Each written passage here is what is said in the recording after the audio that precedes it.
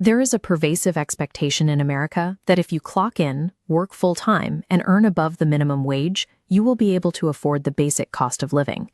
In practice, roughly 20% of Americans live on $25,000 a year or less.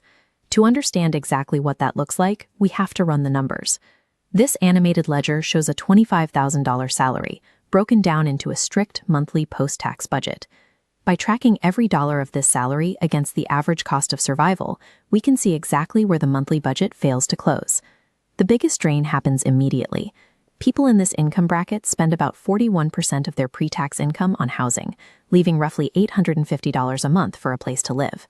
Finding rent that low usually forces you out of the city center and into the deep outskirts, but living on the outskirts creates a mandatory new expense. American public transit in those areas is rarely reliable, which means you are required to buy, fuel, and maintain a car just to handle a 20-minute commute to your job. Any money saved on cheaper rent is instantly consumed by the cost of getting to work. Next, we have to subtract another 15% of our remaining budget just to eat. A common stereotype is that the working poor blow their budget eating fast food, but the average order at a McDonald's costs between $7 and $8. On this budget, eating there every day would drain your entire monthly food allowance in exactly 13 days. So you have to buy groceries. The problem is, many lower-income neighborhoods are food deserts, areas with extremely limited access to fresh, affordable produce. You have to stretch every dollar. That means relying on heavily processed, calorie-dense foods like peanut butter, jelly, and cheap white bread. And for dinner, the most reliable staple to get by on is instant ramen. This budget limits access to basic nutrition, forcing a diet that satisfies the immediate math while potentially damaging long-term health. Health issues are particularly dangerous because of a systemic trap called the welfare cliff.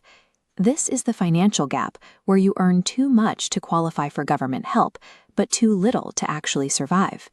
In many states, the income limit to qualify for Medicaid is strictly capped at $19,578. At $25,000, you make too much money. You are entirely excluded from that safety net. Without coverage, you are paying out of pocket for prescriptions and doctor visits, draining another 10% from the ledger. People in this bracket live on average 7 years less than the wealthiest Americans. The system penalizes you for earning slightly above the poverty line, often costing literal years of life. We pull the final $105 from the budget to cover bare minimum utilities, a cell phone, a basic internet connection, and doing your laundry. The ledger hits zero. This leaves zero money for entertainment, zero for fitness, zero for travel, and absolutely zero for an emergency savings account. Balancing the ledger at exactly zero creates a psychological vacuum. Any deviation from the daily routine will result in financial ruin.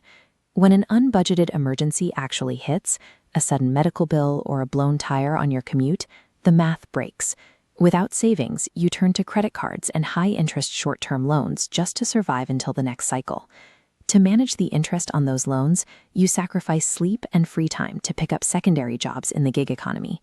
A $25,000 salary leaves no surplus to pay down the principal on that emergency debt.